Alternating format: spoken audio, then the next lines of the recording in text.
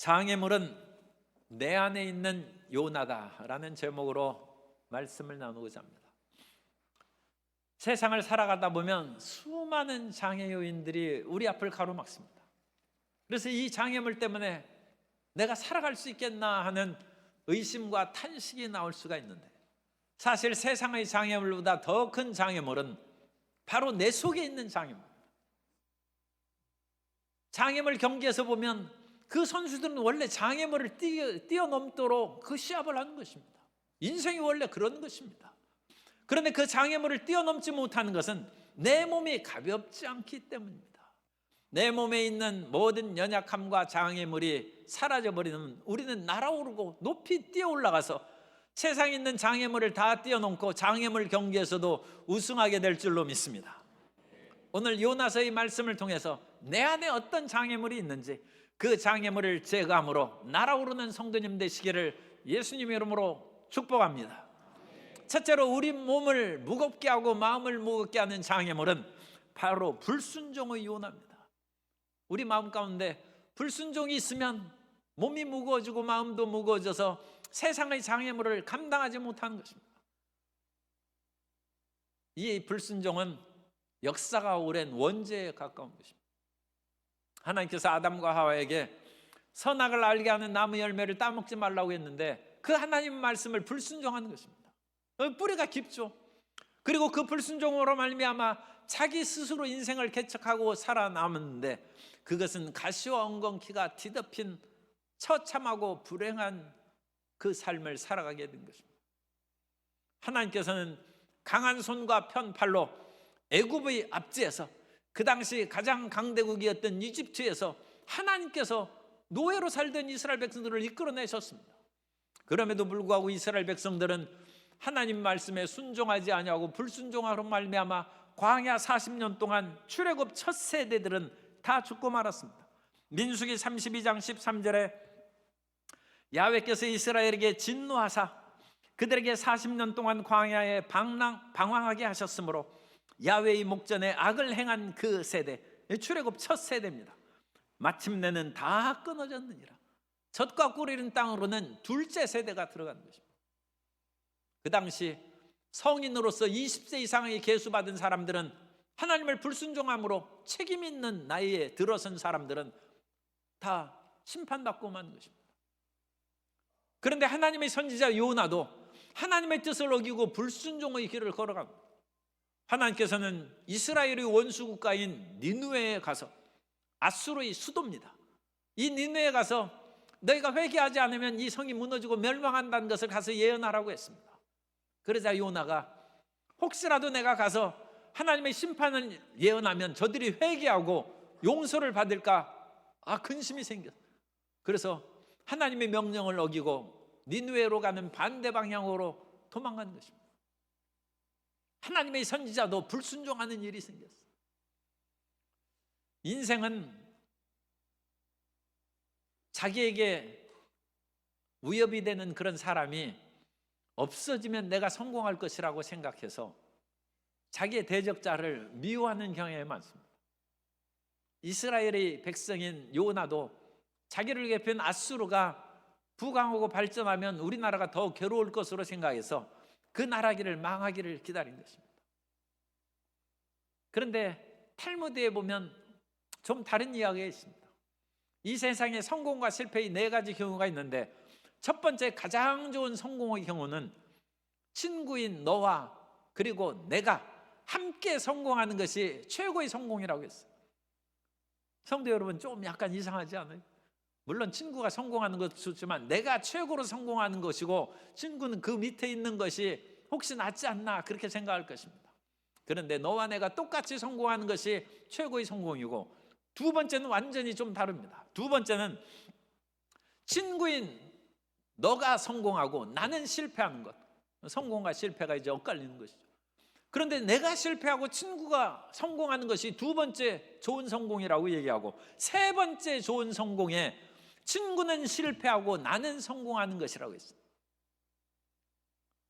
친구가 성공하면 내가 가서 친구의 도움을 받을 수 있기 때문에 좋다는 것이 두 번째 성공의 이유고, 세 번째 내가 성공하는 것이 세 번째인 것은 내가 성공하면 친구들이 와가지고 자꾸 나한테 돈 빌려달라고 괴롭게 하니까 그것이 오히려 좋은 성공이 아니라는 것입니다.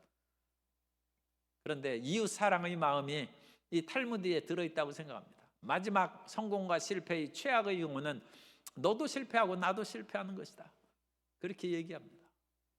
탈무드도 우리의 일반적인 생각과 약간 다른 것처럼 하나님의 생각은 우리 생각과 다릅니다. 그래서 하나님께서는 이웃이 잘 되는 것이 너한테 좋다는 것입니다. 이웃 사람이 예수님 잘 믿으면 너에게도 복이 된다는 것이고, 소돔과 고모라가 멸망하면 그 속에 같이 있던 롯의 가족들도 그 아내도 소금 기둥이 되고 모든 재산을 잃어버린다는 것입니다. 그렇기 때문에 이사야 55장 8절 이하에 보면 이는 내 생각이, 여기서 내는 하나님이기 때문에 제가 하나님으로 바꿔서 읽어드립니다. 이는 하나님의 생각이 인생의 생각과 다르며 하나님의 길은 인생의 길과 다름이니라. 야훼의 말씀이니라. 이는 하늘이 땅보다 높음 같이 하나님의 길은 인생의 길보다 높으며 하나님의 생각은 인생의 생각보다 높음이니라.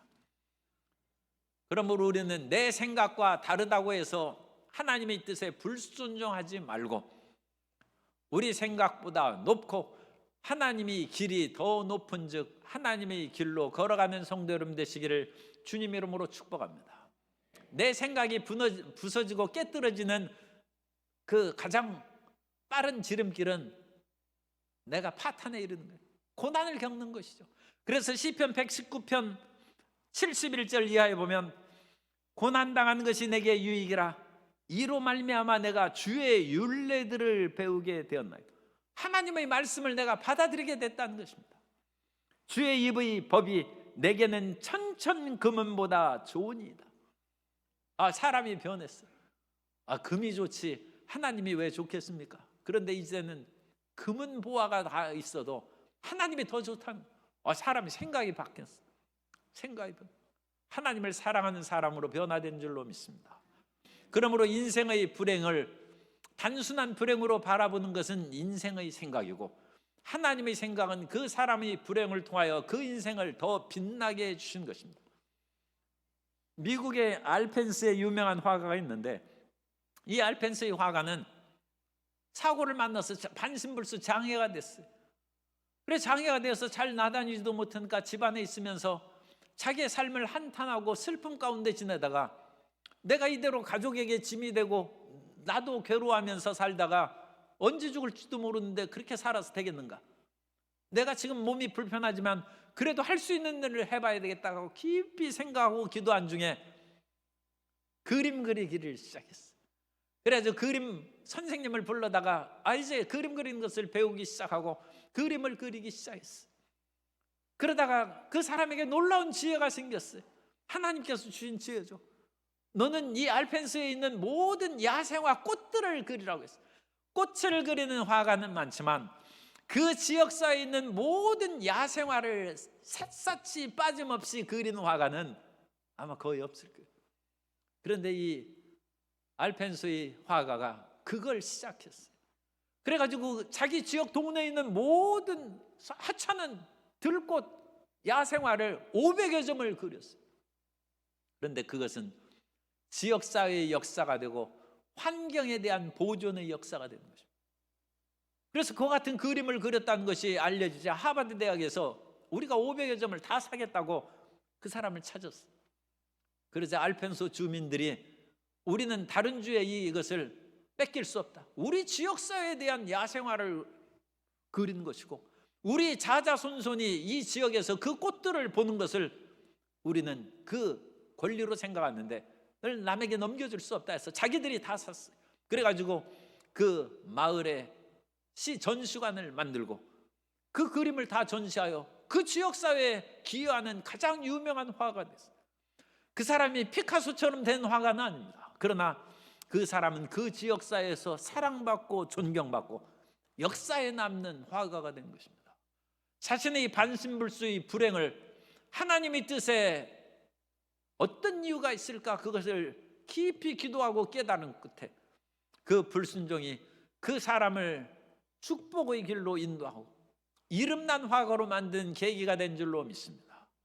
그럼 우리는 우리 마음 가운데 내 생각과 다르다고 해서 이 세상을 한탄하고 탄식하고 세상을 뒤집어 버리겠다는 불순종의 나 자신을 회개하고 하나님의 뜻에 순종하는 자녀가 되어야 될 줄로 믿습니다. 두 번째로, 우리 마음 가운데 마지막 죽을 위험에 처해야만 기도하는 요나를 버려. 하나님께서는 쉬지 말고 기도하라고 했는데 사람이 막바지 죽을 고비에 이르지 않으면 기도하는 사람들이 적지 않게 있어요. 그런데 하나님께서는 우리가 태어날 때부터 죽을 때까지 하나님 앞에 기도하면서 주님과 동행하며 살기를 원하십니다. 예전에는 과학적으로 어린아이가 태어날 때 응애하며 울고 그러는 것이 숨을 쉬기 위해서 그와 같이 우는 것이다, 그렇게 들었습니다. 그런데 그것도 한참 또 제가 생각하다 보니까 이것은 태어나자마자 하나님 앞에 부르짖는 것이 아닌가, 그런 생각이 들었어요. 왜냐하면 어머니 뱃속에서는 숨 쉴 필요도 없어요. 모든 영양분이 공급되고 산소도 공급되니까 그 안에서 살다가 이젠 자기가 바깥에서 이 험난한 세상에서 처음 태어나니까 태어나는 첫 소리가 하나님 앞에 고고의 성에, 고고의 소리라고 그러죠. 울부짖는 부르짖이며, 하나님이여 내 인생을 주님께 맡깁니다. 이 험난한 세상에서 나를 붙잡아 주시고 인도하여 주옵소서. 그래서 어린아기 울음소리는 하나님께 대한 첫 기도다, 그렇게 제가 생각을 했습니다. 예수님께서도 마리아의 몸에서 태어났을 때 육신의 예수님은 마찬가지로 울으셨을 것입니다. 그건 예수님께서 슬퍼서 울었겠습니까? 아파서 울었겠습니까? 그러니까 예수님께는 더 정확하게 하나님에 대한 부르짖음이고, 예수님께서 마지막 운명하실 때에도 하나님 앞에 큰 소리로 부르짖어 기도하심으로 처음과 끝이 똑같았어요. 누가복음 23장 46절에 예수께서 큰 소리로 불러 이르시되 아버지 내 영혼을 아버지 손에 부탁하나이다 하고 이 말씀을 하신 후에 숨지시니라. 그러면 우리는 어떤 일이 있어도, 좋은 일이 있을 때도 기도하고 안 좋은 일이 있을 때도 기도하고 슬플 때도 기도하고 기쁠 때도 기도하고 아무 일이 없고 평범한 일이 있을 때도 기도하는 성도 여러분 되시기를 주님 이름으로 축복합니다. 우리는 쉬지 말고 기도해야 됩니다. 그 쉬지 말고 기도하는 것은 우리는 하나님의 은혜로 우리가 말하고 생각할 수 있어요. 그러니까 우리가 깬 마음으로 30분 기도하고, 하나님 우리의 가족들 또 이 사회 이 나라 교회를 위하여 기도합니다 하고 깬 마음으로 기도하고, 또 기도할 것이 없으면 30분 방언으로 기도해요. 이 험악한 세상에서 우리가 아는 것만 가지고 다 이 세상을 승리할 수 없습니다. 우리가 알지 못하는 모든 일들은 방언으로 기도할 때 주님께서 우리를 위하여 대신 기도해 주심으로 우리를 승리의 길로 인도하여 주실 줄 믿습니다. 그러므로 우리가 항상 이와 같이 기도해야 되는 것입니다. 그런데 하나님의 선지자 요나가 기도를 안 해. 하나님의 명령이 내렸을 때 니느웨에 가서 하나님의 말씀을 전가하라는 것이 자기 마음에 맞지 않으면 끌어엎드려 기도를 시작해야 될 거 아닙니까? 하나님, 니느웨는 망해야 우리나라가 잘 되고 좋은 것인데 하나님 어찌하여 니느웨를 회개시키기를 원하십니까? 하나님 그 뜻을 저에게 깨닫게 해주시지 않으면 저는 못 가겠습니다. 이 요나가 솔직히 기도해야죠. 그런데 요나는 자기가 기도하면 하나님께서 그들도 나의 사랑하는 그 구원받을 사람이 있고 그들도 내가 지은 백성이니까 가서 회개의 메시지를 증가하라, 그 응답이 내려올 것 같으니까 이 요나가 숫째 기도를 안 합니다. 기도를 안 하는 것을 떠나서 그 반대 방향 다시스로 도망을 쳤어요. 요나서 1장 3절에 보면 그러나 요나가 야훼의 얼굴을 피하려고 일어나 다시스로 도망하려 하여 요바로 내려갔더니, 요바는 오늘날 텔아비브예요. 요즘 전쟁 하는 그 텔아비브. 마침 다시스로 가는 배를 만난지라 야훼의 얼굴을 피하여 그들과 함께 다시스로 가려고 뱃삭을 주고 배에 올랐더라. 그런데 하나님의 뜻을 어기고 배 타고 가는 사람이 그야말로 잔잔한 호수에 노저며 행복하게 지나가게 하겠습니까? 풍랑이 일어서 다 죽겠습니다. 그러자 사공들이 뱃짐을 다 바다에 던지면서 배를 구하기 위해 안간힘을 쓰다가 선장이 순시를 도는 거예요. 혹시 배를 탄 사람 중에 기도하지 않는 사람, 이거 이상하지 않습니까? 선지자는 배 밑창에서 드러누워 자고 있고, 하나님을 안 믿는 선장은 기도하지 않는 사람 있는지 찾아다니는 거예요. 그러다가 배 밑창에서 자고 있는 요나를 보고 어찌하여 이 위급한 순간에 자고 있느냐? 너희 하나님께 기도하라. 그러니까 선장은 이제 비이스라엘계 사람인 것을 알수 있어요. 그래가지고 기도를 촉구하는 거예요. 그런데도 요나가 기도 안 했어요. 그런데 하나님께서는 인생을 기도하게 하는 방법을 아십니다. 어떤 사람이 놀이기구 탔는데도 입을 딱 다물고 아무 소리도 안 질러. 그런데 그 사람은 입을 벌게 하고 부르짖어 기도하게 하는 것은 바이킹 타거나 청룡열차 타서 뒤집어지면 부르짖어 하고 기도하기 시작하는 거예요. 그리고 청룡열차는 좀 위험해요. 그런데 그것으로 인하여 배가 뒤집어지고 막 하면 사람들이 부르짖지 않을 수가 없는 거예요. 하나님께서 이 청룡열차의 원조로 물고기 뱃속에서 그걸 뒤집어 버리는 거예요. 그러자 요나가 물고기 뱃속에서 물을 흠뻑 뒤집어 쓰고 그 물고기가 잡아먹은 그와 같은 삼킨 해초 바다풀들이 온 머리에 가득 차자 그때야 기도하기 시작했다고 요나서 2장 5절 이하에서 말씀합니다. 물이 나를 영혼까지 둘러싸우며 기품이 나를 에워싸고 바다풀이 내 머리를 감쌌나이다. 내가 산의 뿌리까지 밑까지 바다 끝까지 내려갔으며 땅이 그 빗장으로 나를 오래도록 막았사오니 나의 하나님 여호와여 주께서 내 생명을 구덩이에 던지셨나이다. 사람이 구덩이에 던져지니까 그때 기도하는 거예요. 내 영혼이 내 속에서 피곤할 때 이제 죽겠다 싶은 생각이 들 때 내가 야훼를 생각하였더니 내 기도가 주께 이르러 싸우며 주의 성전에 미쳤나이다. 요나가 선지자는 선지자입니다. 마지막 위기의 단계에 다다랐을 때 하나님을 생각한다. 가장 어렵고 힘들 때 누구를 생각하십니까? 하나님을 생각하는 성도 여러분 되시기를 주님 이름으로 축복합니다. 우리의 인생의 처음도 하나님이고 마지막도 하나님이십니다. 그래서 요나가 물고기 뱃속에서 죽을 지경이 되고 온 얼굴에 바다풀로 뒤집어 썼어요. 내 인생이 끝나는구나. 하나님, 내 인생이 파멸에 이르고 모든 것이 끝날 때 내가 주님을 생각합니다. 그러나 그 생각을 하자마자 하나님을 딱 부딪히는 순간 스파크가 일어나 불이 탁 튀기면서 내가 살았구나. 그 마음이 속에 들어오는 거예요. 내 기도가 하나님께 이르렀다는 거죠. 기도 응답을 받은 거예요. 그럼 물고기 뱃속에서 기도 응답을 받고 그제서야 마지막 판에 기도해서 물고기 뱃속에서 나온 것입니다. 우리 인생 그렇게 살면 안 됩니다.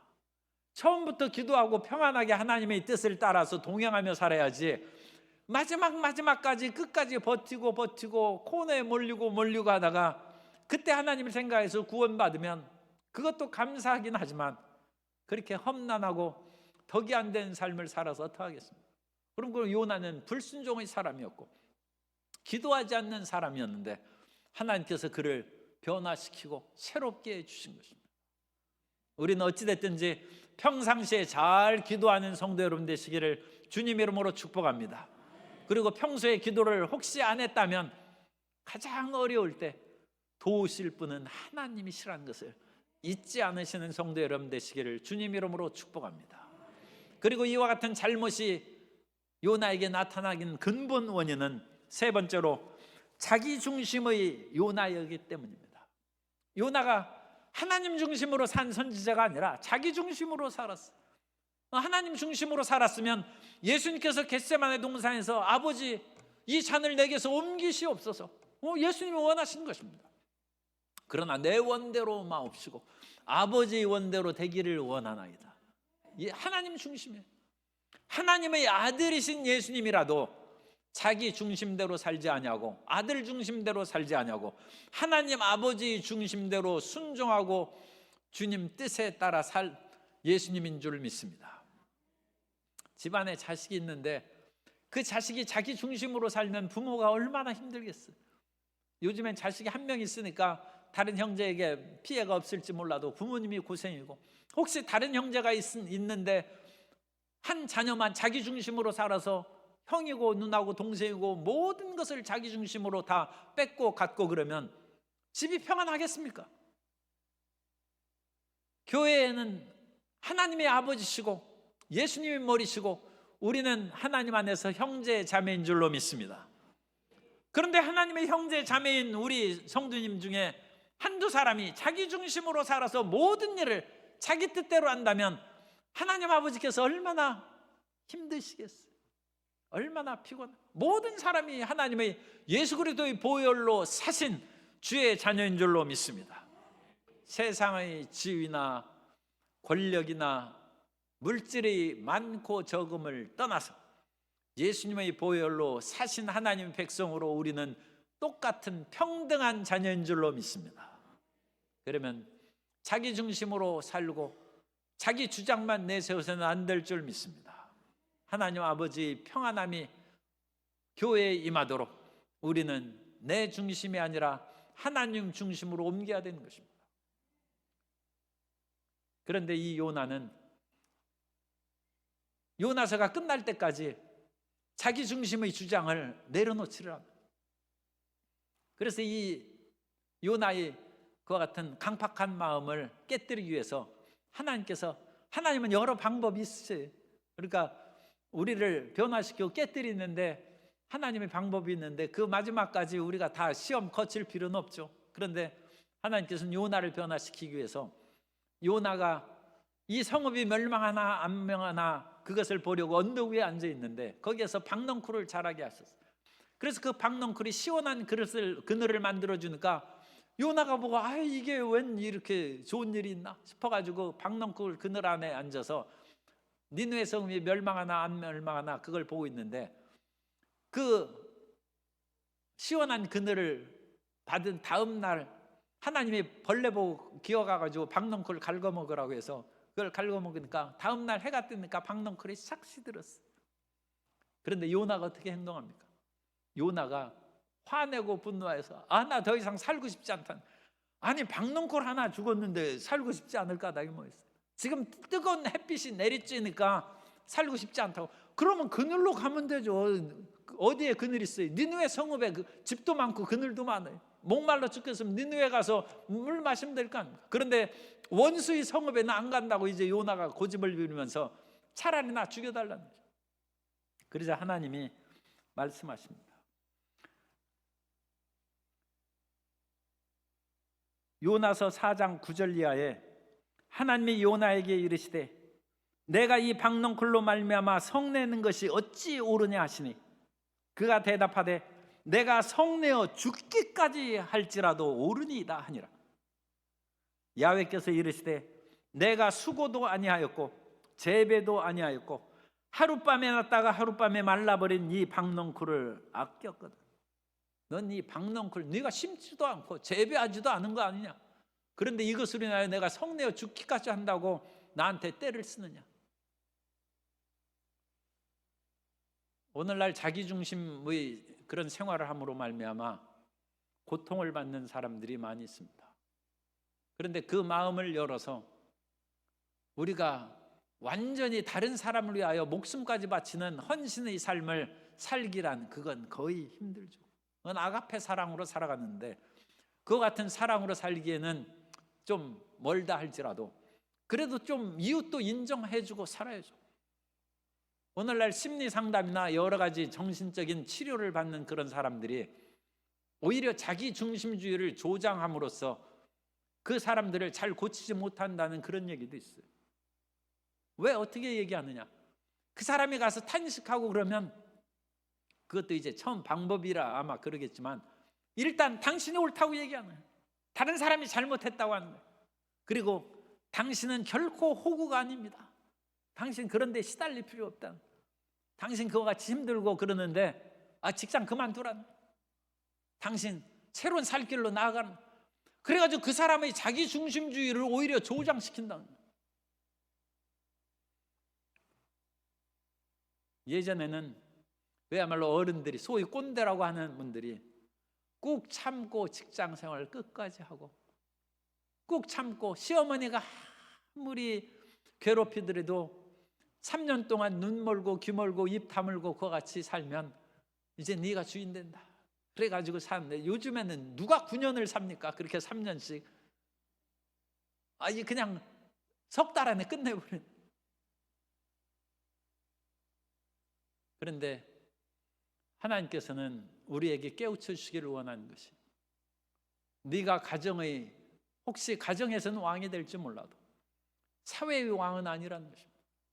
뿐만 아니라 너는 지구의 주인이 아니라는 것입니다. 온 세계의 주인이 아니라는 것입니다. 주인은 하나님이십니다. 그리고 하나님께서는 수많은 백성들, 이 지구상에 25억 명의 크리스찬을 서로 조화롭게 살아가도록 하나님은 이끌어 주십니다. 그러므로 자기 중심주의를 내려놓고 하나님 중심으로 변화되어 살아가야 될 줄로 믿습니다. 우리 마음에 이와 같이 자기 것만 최고로 여기고 다른 사람의 그런 어떤 권리나 다른 사람의 행복을 인정하지 않는 그 마음으로 인하여 파탄과 괴로움이 다가오는 것입니다. 그 마음을 버리고 우리는 열린 마음으로 살아야 됩니다. 요나의 그런 마음을 버려야 되는 것은, 요나에게는 너무 지독한 애국심이 있어요. 니네는 어찌 됐든지 멸망해야 된다. 좋고 나쁜 것을 떠나서 무조건 망해야 된다. 애국심도 지나치면 하나님께서 요나의 자기중심주의를 책망하셨듯이 애국심도 지나치면 문제가 있는데, 하물며 집단 이기주의는 그게 큰 문제. 오늘날 이 한국 사회에서 동쪽의 사람들과 서쪽의 사람들과 보수와 진보, 좌와 우의 집단 이기주의들이 서로 자기만 옳다고 모든 사람을 받아들이지 않고 파멸하고 싸우는 거예요. 어떤 외국 사람이 나라도 조그마한데 왜 이렇게 서로 간에 다투고 물고 뜯고 싸우는지 모르겠다고 그렇게 얘기했어요. 아마 그건 나라가 큰 나라에서 살던 사람이 그러겠죠. 아니, 우리는 DNA나 혈연 관계로도 몇 달이 거치면 다 친척이에요. 사실은 네 한국에 사는 사람들이 동쪽이나 서쪽이나 좌나 우나 다 알아보면 다 친척이고 다 일가 친척이에요. 그런데 그것을 비참하게 파멸시키기 위해서 노력한다는 것은 자기 중심의 아집에 사로잡기 때문입니다. 우리는 내 중심이 아니라 예수님 중심으로 살아야 될 줄로 믿습니다. 가정의 문제가 다가오는 것은 가정의 문제로 말미암아 자기 자신을 깨뜨려서 가정에 자기 중심으로 사는 마음을 버리게 하는 것이고, 이 한국 사회에 문제가 많은 것은 이 사회 문제를 통하여 이 한국민들의 정신적인 마음을 성숙시키게 만듭니다. 지역 이기주의를 깨뜨려야 됩니다. 그것은 자기에게는 좋을지 몰라도 이웃 사람하고 어울리지 못하기 때문에 결국 나라가 쪼개지는 것이고, 그것으로 말미암아 피해를 입는 것입니다. 교회 안에서는 절대 그것으로 인하여 자기 파벌과 이기적인 마음으로 뭉쳐서는 안 됩니다. 우리는 예수님 안에서 보혈로 사신 똑같은 하나님의 자녀들이요, 그야말로 브라더스 앤 시스터즈죠. 똑같은 형제자매요. 하나님 앞에서 보면 다 같은 자매이므로 우리가 희생하고 헌신할 때 하나님께서 더욱 교회의 화목과 부흥과 성장을 마련하여 주실 줄 믿습니다. 이 모든 것을 우리가 내려놓는 거예요. 그래서 우리 마음에 불순종의 그런 마음을 비우고 끝까지 고집 피우고 기도하지 않는 그 마음을 내려놓고 자기 중심의 마음을 내려놓으면 세상의 장애물 경계는 그야말로 날아오르듯이 쉽게 뛰어넘어가게 될 줄로 믿습니다. 내 몸에 무게가 무거운데 어찌 장애물을 넘겠어요? 옛날에 초등학교 다닐 때는 이제 10월에는 그 체육대회하고 그 무슨 행사를 하죠. 그래가지고 운동장에 만국기가 널리고 막 그러면 거기에서는 또 풍선에다가 수소를 넣어가지고 떠오르는 것 같은 풍선들을 다 또 하나씩 들고 다녀요. 그런데 풍선이 떠오르지 못하도록 거기에다가 이제 돌멩이 같은 것을 묶어놓는 거예요. 돌멩이를 묶으면 수소를 넣은 풍선이라 할지라도 올라가지 못합니다. 그런데 그 줄을 끊어버리면 풍선이 하늘 높이 쫙 올라가는 거예요. 우리 마음 가운데 돌멩이와 같은 불순종과 기도하지 않는 마음과 자기중심의 마음을 끊어버리면 하늘을 향해 비상하고 이 세상의 장애물을 다 뛰어넘는 능력의 일꾼이 될 줄로 믿습니다. 그러므로 자유롭게 이 세상을 살아가고 승리하는 우리 모든 성도님 되시기를 예수님 이름으로 축원합니다.